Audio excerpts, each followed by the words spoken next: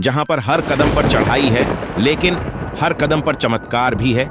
यहाँ चट्टान, एक नाभि और उसका रहस्य जो आज तक कोई न सुलझा सका। क्या आपने कभी सोचा है कि देवी सती के शरीर का वो पवित्र अंग नाभि आखिर पूर्णागिरि में ही क्यों गिरा? क्या ये सिर्फ एक धार्मिक कथा है या इसके पीछे छिपा है कोई चमत्कारी रहस्य जो आज भी इस जगह को शक्तिपीठ बनाता है? टनकपुर की पहाड़ियों में बसा यह मंदिर न सिर्फ आस्था का केंद्र है, बल्कि हर कदम पर कोई अनकहा राज छुपाए बैठा है। क्या है इस स्थान की वो चमत्कारी शक्ति जो लाखों भक्तों को हर साल यहाँ खींच लाती है?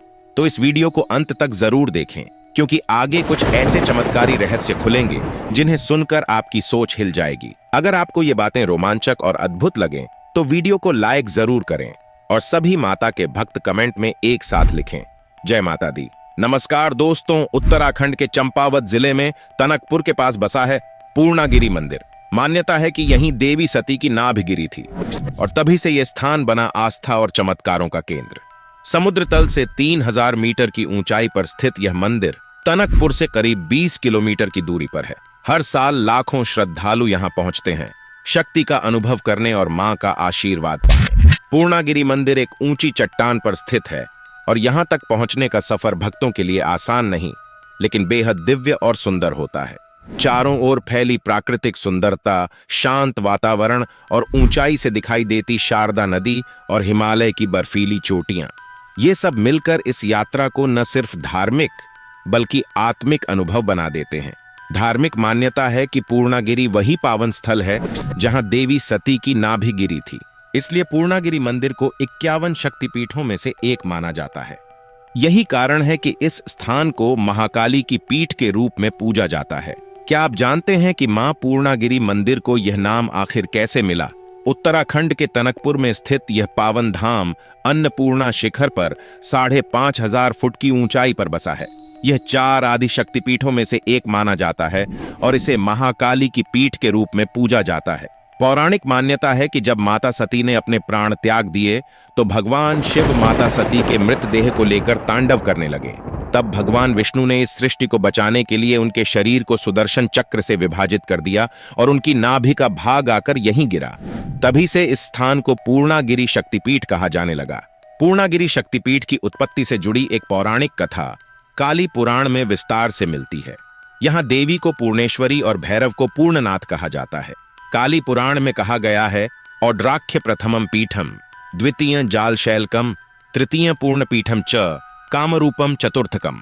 इसका अर्थ है कि पहली पीठ को औड्रा, दूसरी को जलशैलक, तीसरी को पूर्ण पीठ और चौथी को कामरूप कहा जाता है। इसका मतलब यह है कि पूर्णागिरि तीसरा प्रमुख शक्तिपीठ है जहां देवी शिवा पूर्णेश्वरी के रूप में विराजमान है। मां पूर्णागिरि के दर्शन के लिए भक्तों को टनकपुर से लगभग 20 किलोमीटर की यात्रा करनी पड़ती है। इसमें करीब 17 किलोमीटर का पैदल ट्रैक है और आखिरी 3 किलोमीटर की चढ़ाई काफी खड़ी और चुनौतीपूर्ण होती है। लेकिन मां के दर्शन की आस में हर भक्त इस कठिन सफर को भी श्रद्धा से पार करता है। मंदिर परिसर में सिर्फ मां पूर्णागिरि ही नहीं, बल्कि कई और पावन स्थल भी हैं।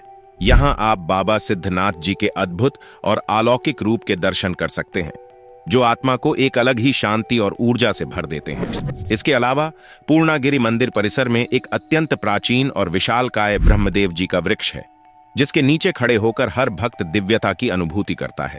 पूर्णागिरि यात्रा के दौरान भक्तों के लिए शॉपिंग का भी खास अनुभव है।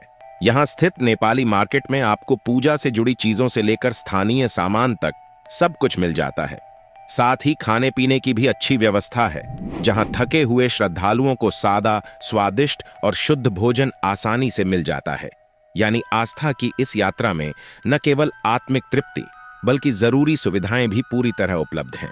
अगर आप मां पूर्णागिरि के दर्शन के लिए ट्रेन से आना चाहते हैं तो दिल्ली, पीलीभीत या कासगंज से सीधी ट्रेन लेकर टनकपुर पहुंच सकते हैं। त्रिवेणी एक्सप्रेस भी एक बढ़िया विकल्प है जो आपको सीधा टनकपुर पहुंचा देती है।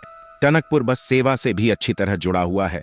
यहां से लखनऊ, दिल्ली, आगरा और कोलकाता जैसे बड़े शहरों के लिए नियमित बसें मिलती हैं।